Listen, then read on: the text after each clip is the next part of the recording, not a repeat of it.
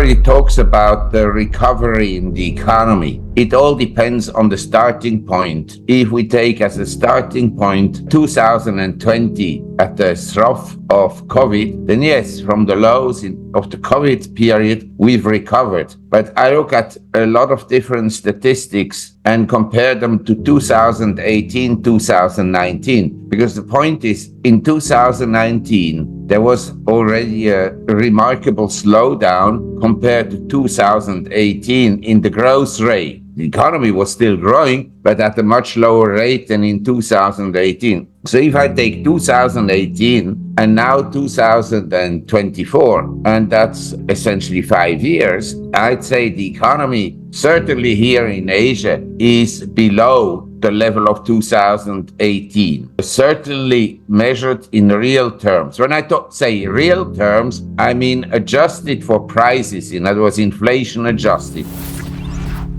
And I do not necessarily adjust prices for the figures or according to the figures that are published by the government, but according to real life experiences. The other day I was asked how high is the price level compared to 2018. I said about 20-25%. They said in their experience it's up something like 50%. It depends on what you measure and in what country, because some countries didn't have high inflation because they are still in a steep recession. I mean, there has been no recovery. As an example, in Thailand, the economy is not doing well, period. The standards of living are okay, but the economy is not doing well. So it depends on the economies. In China, the growth rate is disappointing, and two, the economic activity is way below the 2018-2019 level. And in the US, also inflation adjusted. And then we have to measure, are we talking about the 1% of the population? Are we talking about me as an investor who has benefited from rising interest rates because I have no debts and I have deposits, and now I get interest on my deposits, whereas 5 years ago, 4 years ago,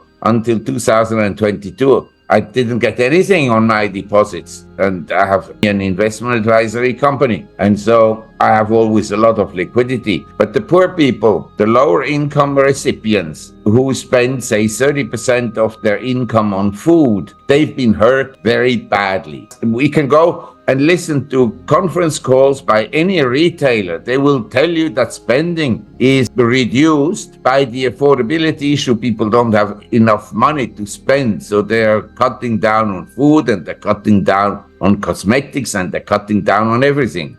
My view about China is we had the hibernation of China post-communist takeover, 1949 to say 1978, when Deng Xiaoping opened up the country. And initially, it didn't have a huge impact because it was an experiment. Nobody was sure whether it would be accepted, A, politically, and B, whether the country was ready to endorse capitalism and the free market economy. As it happens, every country is able to adopt very quickly to the capitalistic system and the market economy simply because people, individuals, they have an incentive to work, whereas on the socialism and capitalism, nobody has an incentive to work. They all pay the same wage, they all get the same dress, and so forth. If you want to destroy anything, please adopt socialism. It's an ideology of severe destruction. I've been to many socialist countries in my life.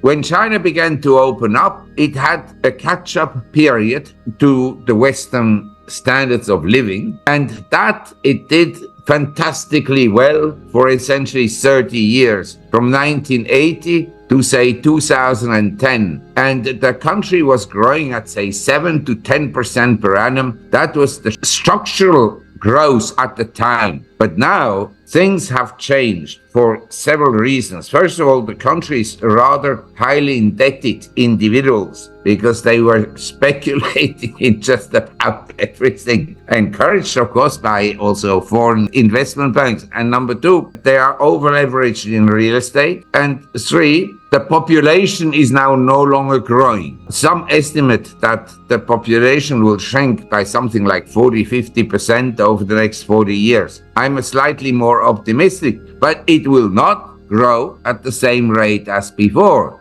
It's statistically proven because they had this one-child policy for a long time. So now the population will shrink. It's not a total economic disaster because you could, through productivity improvement, still have growth in the standards of living. But it is statistically, the growth rate in China will be maximum in the next, say, 20, 30 years, 3 to say 6% per annum, and no longer 8 to 11, 12% per annum. That is over for good. So the Chinese economy, I think it can recover, but there is another problem that has come up. The engine of growth in this recovery phase are exports. And the exports are doing extremely well to other emerging economies. But you understand, each time China sells a motorcycle in Thailand or in Indonesia, or a car in Thailand or Indonesia or other products, it hurts the local manufacturing industries. So the countries are worried about this huge wave of exports from China to their own countries.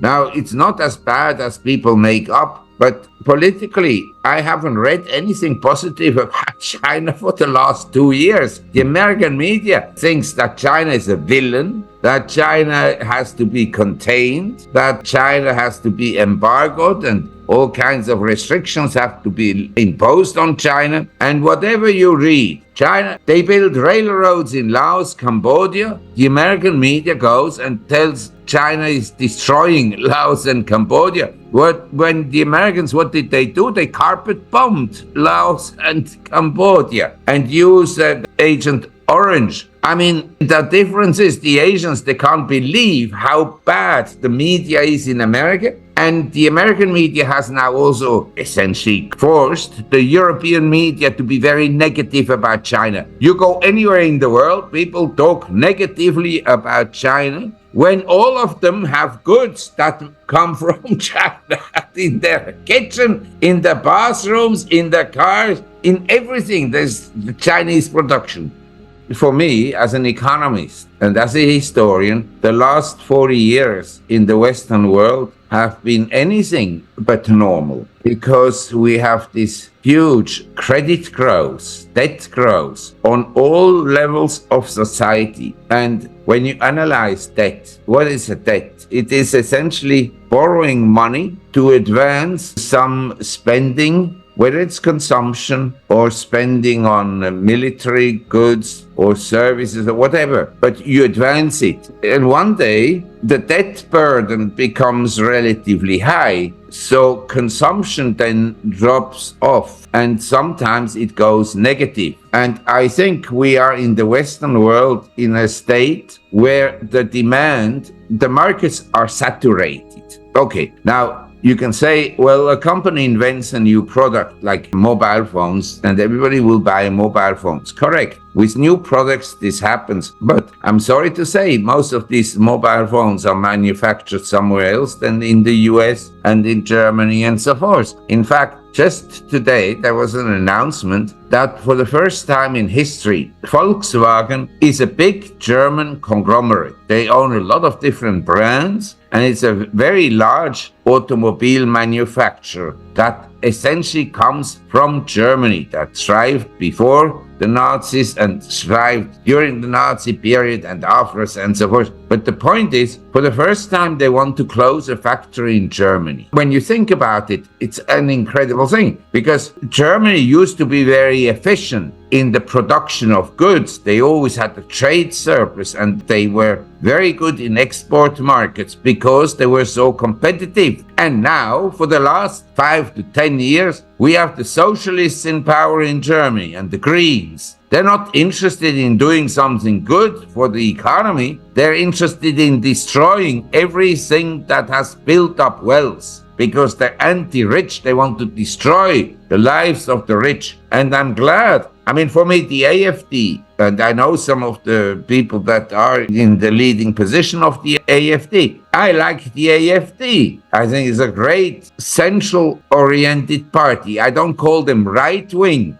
The right wing has been invented by the socialists because they want to move the right, the middle of the political arena to the left. So for them, normal is left. And then they have the extreme left, and everything that is central within the political spectrum is right wing. And they condemn the right wings. When in fact, for me, the AfD, and we have the same in Switzerland, the SVP, are not right enough. I would like to have much more. I would have a party that is far more right wing, far more.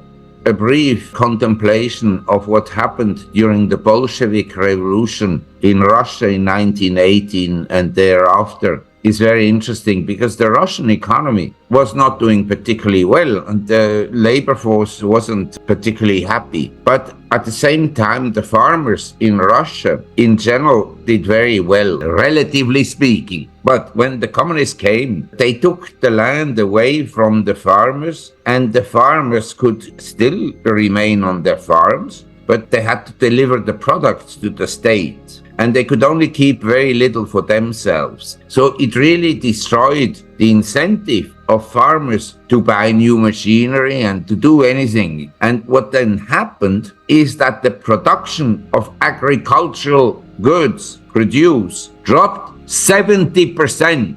That's why we had massive famines in Ukraine and Western Russia during the years that followed the revolution in 1918. This is a fact. It's also a fact in China. And anybody who tells me, well, we have to take the wealth away from the rich. Well, I want to explain to you what brings about wealth inequality. The major reason for wealth inequality, aside from the fact that some people can run faster than others, they're smarter at doing business than others, they're better at doing business than others, they're better painters than other people, they're better musicians, they're geniuses who play the piano, and others like you and me would be able to play the piano or the violin and so on. So we have to accept that there are huge differences among humans. Nowadays, everybody is the same, has the same talent, or governments wants to make everybody look the same. Anyway,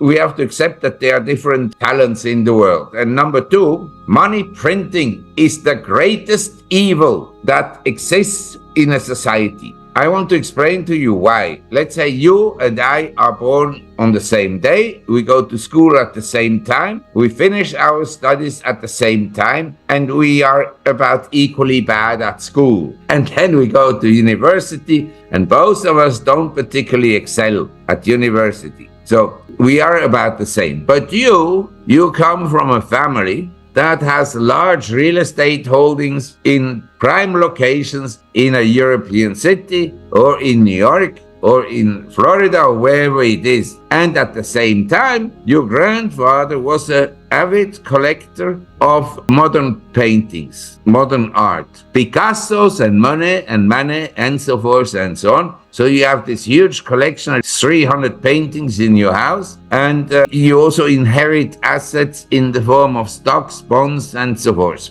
I, who is about the same qualification as you at university and so forth, I have nothing. I don't inherit anything. In fact, I have maybe some debts, student debts, maybe. I didn't have, but I'm just saying. So the money is then printed by the Fed. Your assets go up massively, and I have no assets. What can go up for me? Nothing. So this creates a huge wealth inequality. That's why I'm always telling everybody, I, as an investor, as someone who has assets, I applaud money printing because it increased the value of my assets. Well, one day they will implode, and I think we're close to that day, aside from that. But as an economist, as a historian, as a social observer, inflation, I tell you, is a disaster for a society. It will destroy a society sooner or later. It doesn't take long, maximum 10 years.